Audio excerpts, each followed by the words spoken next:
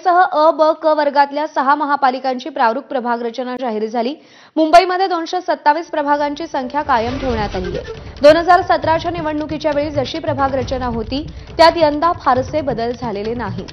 मात्र गेल्या काही वर्षात मुंबईमध्ये अनेक नवीन बांधकामं झाली आहेत। सागरी किनारा मार्ग, अटल सेतू, मेट्रोची बांधकामं या सगळ्या गोष्टींचा या प्रभाग रचनेमध्ये समावेश करण्यात आलाय। नवी मुंबई महापालिकेमध्ये 111 नगरसेवक निवडीसाठी 28 प्रभाग असतील, तर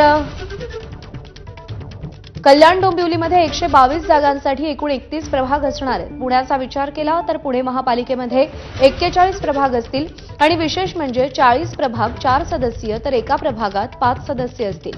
पिंपरी चिंचवड महापालिकेमध्ये 32 प्रभाग जाहीर झालेत, तर नाशिक महापालिकेमध्ये 31 प्रभाग आहेत। त्यातील 29 प्रभाग 4 सदस्यीय तर 2 प्रभाग 3 सदस्यीय असतील।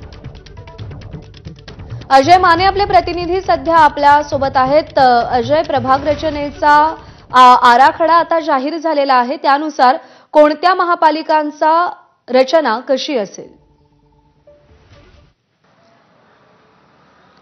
यावेळी आपण पाहिलं तर स्थानिक स्वराज्य संस्थेचं निवडणुकीचं बिगुल जे ते वाजलेलं आहे, कारण की सगळ्यात पहिली जी पायरी असते ती म्हणजे की प्रभाग रचना, त्याच्यानंतर हरकती आणि सूचना ज्या आहेत त्याची एकंदरीत समोर मागवल्या जातात। आणि त्याच पार्श्वभूमीवर आपण जर पाहिलं तर आता 6 महापालिकांच्या ज्या आहेत त्या प्रभाग रचनेचं प्रारूप जे ते समोर आलेलं आहे। विशेष बाब म्हणजे की यंदा जास्त काही बदल जे ते करण्यात आलेले नाही। आपण जर पाहिलं तर चर्चा होत्या की अनेक प्रभागांचे जे ते फेरबदल मोठ्या संख्येने होतील, पण तसं होताना दिसत नाहीये।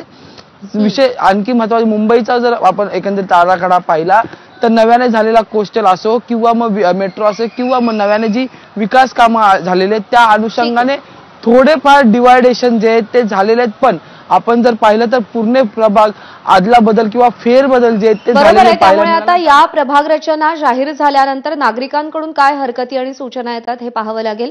अजय, धन्यवाद दिलेल्या माहितीसाठी।